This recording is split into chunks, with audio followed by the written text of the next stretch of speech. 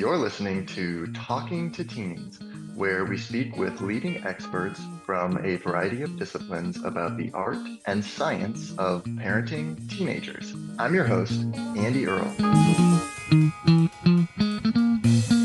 We're here today with Tanith Carey talking about tweens. We're going to dive deep into situations that often happen with tweens, and we're going to look at how you can respond to these situations in a way that is productive and helpful. We're going to see that the key lies in helping your child to fully understand what they're going through and the complexities of all the emotions that are happening under the surface so they can start to question some of the ideas and beliefs that are being given to them by their friends, by the culture, and they can really start to think for themselves and make the best decisions. Tanith Carey is an author and educator. She's the author of numerous books, including What's My Child Thinking, What's My Teenager Thinking, and the new book, What's My Tween Thinking. She's back on the show today to discuss her work. Tanith, thank you so much for being here.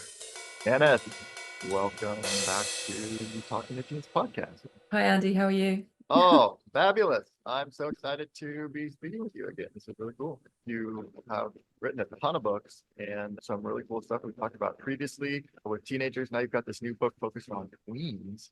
What makes you feel like this was something that still needed to be talked about, or something that needed more information about? So we had written the book, What's My Child Thinking, for the 2 to 7s, and then we had done the teens from 13 to 18. And interestingly, when we did those books, initially it wasn't felt that the tween phase was needed, which is really interesting. And now it suddenly has come into the foreground. I think traditionally we think of the tween years as a kind of latent period where not too much happens between childhood and the more turbulent teenage years. And now we recognize that actually there's an awful lot going on, and that if we could teach tweens some really key skills, that could make for easier teen years. A lot of tweens are in crisis, so we wanted to head that off and give that some thought and some preparation and lay some groundwork. It's so true. We think, okay, we've got kids and we've got teenagers and then we've got adults. And I guess maybe tweens are sort of in this kind of phase in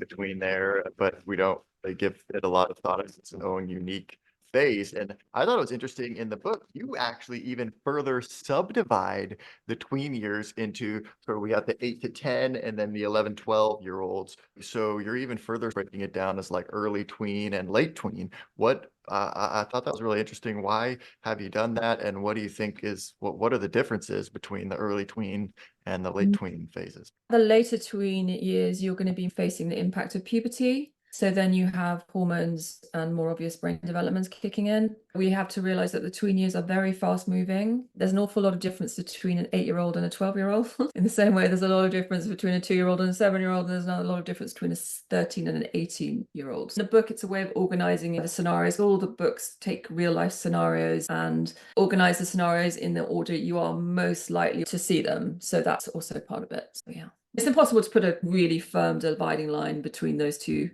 sets of years, but it's a general guide. What would you say are some of the big themes of the tween years, or things that are really common patterns? Yeah, the tween years are a lot about identity development. They're the time when you really see the personality of the child start to come out. It's a time when they are working out what they're good at. They're also starting to compare themselves to their peers. So that comparison makes a big difference to tweens. When you've got a little kid, they think they're great at everything. And then you start to see the first seeds of self-doubt and insecurity come in the tween years. So and they're also starting to look outside the home for relationships which are non-familial. So they are trying to find where they belong in their peer group. And then with that becomes more complicated friendships and more relationships. So you'll probably see your first major friendship fallout, and you'll see more clear defined friendship groups. And we know when humans get together, they tend to form hierarchies. And even though that's uncomfortable for us to think about, with kids, unfortunately that does happen.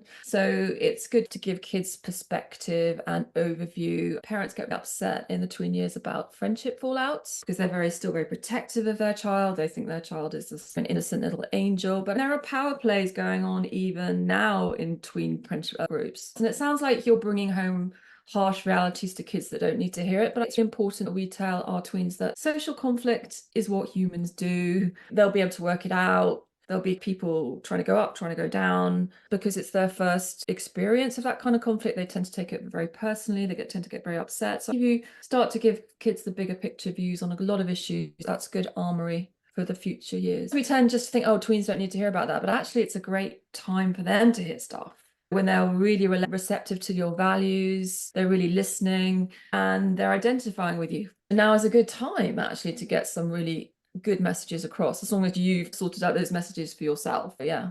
What are some of the ways also in which teens just separate or divide themselves and see themselves as more kind of different from the family, or not as attached to their parents? And how might they be defining that?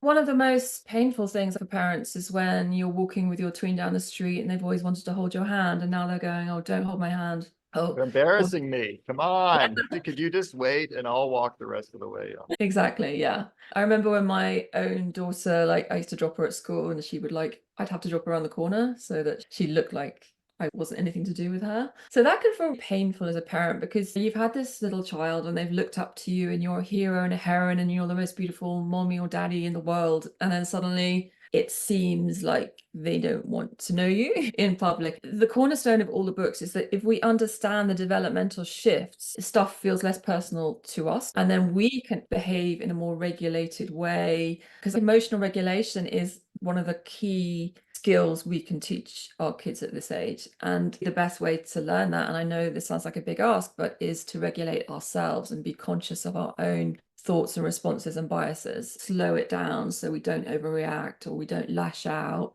or we don't say things that probably we shouldn't have done. When you get that little trigger, that little, oh, it's a good indicator that it's time to take a deep breath, notice how you're feeling, and step back a little bit and think about your responses. And that's also what the book helps with. Going back to, Mom, you're so embarrassing. Yeah, how do we handle that? They don't want to be even seen with us anymore. Tweens at this age, they are looking towards a peer group outside the family. If we see it as a part of healthy separation from us, because ultimately that's what we need our kids to do. We need them to separate from us and form relationships outside our families. So this is a preparation for that. And they are so intent at this point of learning the new rules of their peer group that even if their peers are nowhere near them, they can still hear their voices in their heads, the imaginary audience. You might be singing in the car and there might be nobody else in the car but you and your tween, and you're just enjoying yourself, and suddenly your tween going, oh, Mom, that's so embarrassing, be quiet. But there's no one else in the car, but in their minds, they're imagining what their friends might think. And because tweens are also at that stage where they want to separate, but they know allied to us, also feel they will be judged by their peers by how we are. So they're grappling with that. They want you to not to be the embarrassing mom. There was an incident I had where I turned up at one of my daughter's concerts and I was wearing a very bright dress and she was playing an orchestra, and I said hello to her afterwards. I was pleased to see her because I hadn't seen her for a while because it was abroad, and she was like, don't ever wear that dress again. So we laugh about that now because she's 22 and she's old enough not to care. It doesn't impact her what I wear, but at that age, even though probably none of her peers had even noticed me, she was imagining the rest of the orchestra going, oh wow, whose mom is that? It's the imaginary audience. It's important to know that. Also making me think about wanting to have your own space. I remember going through this phase myself where all of a sudden it's no, it's my room and this is my space, and you have to knock before you come in here, or ask for my permission before you come inside. Yeah, is that common? That is, again, another healthy phase of development where their rooms are no longer just a place to sleep and keep their toys. They become an expression of themselves. So you'll see them taking more interest in what they put on the walls. And also tweens, they are having more complicated thought processes. They've got more stuff at school to deal with. So they need a safe space where they can decompress and relax, free from adult rules. We have to respect that. And if they do put a note on their door saying keep out, parents always laugh about that because that's usually a red flag to the siblings to just barge in and really annoy them. But if you can role model healthy respect and just knocking,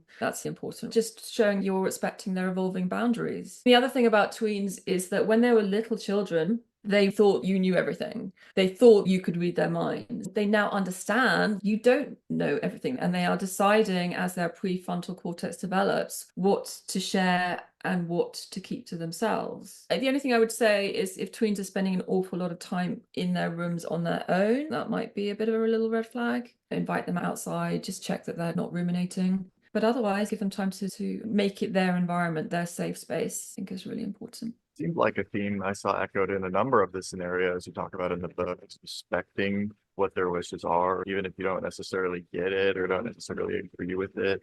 And I thought that was pretty interesting because it's easy to say, wait, what are you talking about? No, this is my house. This is the room that I let you stay in and can come in whenever I want. With tweens, we tend to think we can slightly dismiss them because we're still in charge. I think we're more careful with teens because we're a bit more afraid of their rage, aren't we? You're a little bit more wary of teens, but with tweens, you think you can say that stuff. It is an important phase of identity formation, and the stuff you say can cut deep. So we do need to questions, be curious, because when you are curious about them, they can get curious about themselves. And I'm a big fan of this concept of interoception, because I'm also a trainee Gestalt psychotherapist and we're all about body process. It's about noticing how the physical sensations in your body act up to emotion. So say you feel anxious and your heart is beating fast or your hands are getting clammy. Instead of thinking there's something terribly wrong with you, you can work out, like, what is it that's making me feel this way? What can I do to ground myself? And I think that is a key skill that we can teach tweens and teens, because ultimately, if you can understand, for example, say with the example of screen use, if you are on a phone, for the sake of argument, for an hour or so, and you're starting to notice that your back hurt, or you're getting eye strain, or you feel anxious about something you're seeing, or you feel less than because someone's got more likes than you, or you are feeling by some news report you've seen on TikTok, if you can notice how that is making you feel and go, okay, I notice this. What can I do to make myself feel better? Because at the moment, our kids are a little bit numbed. They're a little bit divorced from how they actually feel. And part of that is we live in a very screen-based age. They're overwhelmed with schoolwork. They have a lot to do. So we just need to get them to notice a bit more what's happening in their bodies so they know what to do with that feeling. Because sometimes they misinterpret stuff like anxiety as something terribly wrong. It might just be a natural response that's going to pass quickly. And I think further down the line, that will help with things like eating food, like when do you feel full? How do you feel after you've had 3 buckets of fried chicken? It might feel good in the moment. 4 hours later, how do you actually feel? When you are drinking too much, say when you're in your teen years, like when is your vision starting to go blurry? When are you starting to lose control of what you're saying? Tapping into that interoceptive awareness, his concept is going to come out more and more. So I just want to put that out there. And also it means that instead of you getting involved in saying, oh, get off that phone, and then it triangulates and then there's a big row, they start to notice for themselves when it's time to get off that phone. I don't know if it sounds pie in the sky at the moment, but I have noticed it working really well. With my own daughter, for example, I said to her the other day, oh, Lily, could you check out my social media and let me know? She was going, oh, no, I've taken myself off Instagram. I'm like, oh, really? Yeah, she said, oh, I've just noticed it's making me feel stressed. I'm not enjoying it. So I've just deleted that. That's not me saying, that's her realizing that is what makes her feel better. I think it definitely works. It always works better. They come to the conclusions on that. If there's any rule in parenting, that is it. So if you can guide them into curiosity so they can work it out for themselves, then everything becomes that little bit easier. You don't want to be in the triangle. Another interesting point on kind of the evolving nature of the parent-teen relationship is in how you relate to each other, what they want to call you. And I don't want to call you mommy or daddy anymore. Maybe they want to call you by your name, or as you put it in the book, maybe they want to call you dude. How do we handle that? This can be a shock to parents because they're used to be seeing as dads, particularly like the superhero, the all-powerful guy. And then suddenly your older tween maybe will be calling you, oh, dude. That is another sign that they want to reset a little bit their relationship. They want to show they're a little bit more independent, a little more grown up. Acknowledge it and hear it and say, okay, I hear you call me dude, I'll call you bro, in a humorous way. Maybe ask them why they want to call you that, but otherwise let it pass. And it's a sign they'd like to reset the boundaries. And if you've shown that you've heard that, I think that's really helpful. And again, back to respecting those boundaries, not to resist or say, you can't call me that. That's not okay. And it's also a sign that they love and trust you enough that you will tolerate that a lot of the time. So I wouldn't see it as a sign of disrespect. I would just say it's them saying, oh, I'm getting a little bit older. I'd like to be seen as a little bit more of an equal and a bit less of a little child. We're coming towards the end of the time here. And there's so many more things we could have gone into. There's a wealth of stuff in this book that's so beautifully done. I love how you pull these books together with all the illustrations and the layout. It makes the information so digestible, and the format where you go into all these specific situations and break them down for people. What's really going on? What are you thinking? What might your twin be thinking? How can you approach this? It's really cool. I'm happy to see that you have this new book focusing on tweens now.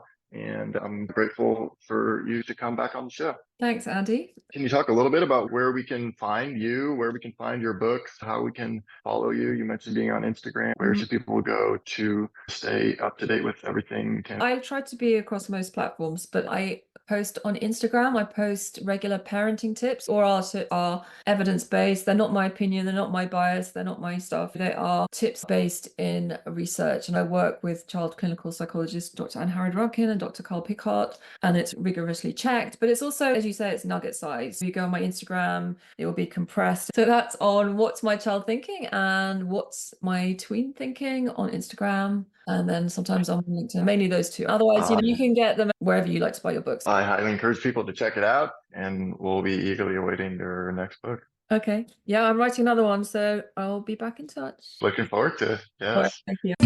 We're here with Tanith Carey talking about how to help tweens develop the superpower of introception. And we're not done yet. Here's a look at what's coming up in the second half of the show. As they grow older, it's time to get them asking some of the bigger pictures, because tweens are thinking in more expansive ways. So you could ask them about makeup being marketed at them, and you could talk about how advertising is revolving around making people think that they have something to fix. Because if they get into a habit of negative self-critical talk, that turns into rumination. It can become a circular pattern. The more you think it, the easier it becomes. So the tween years are so important to become aware of that voice and to teach them to talk back to it. If they're playing violent war games, their cortisol is going to be up. When your cortisol is high for a long time, it doesn't feel good. So if you start to notice that actually this doesn't feel as good as I thought it would, and they realize, okay, I need to reset. I've had enough. I don't need this anymore. I want to do something else where I can calm down. My eyes hurt, my back hurt. Want to hear the full interview? Sign up for a subscription today. It's completely affordable, and your membership supports the work we do here at Talking to Teen. You can now sign up directly through Apple Podcasts. Thanks for listening, and we'll see you next time.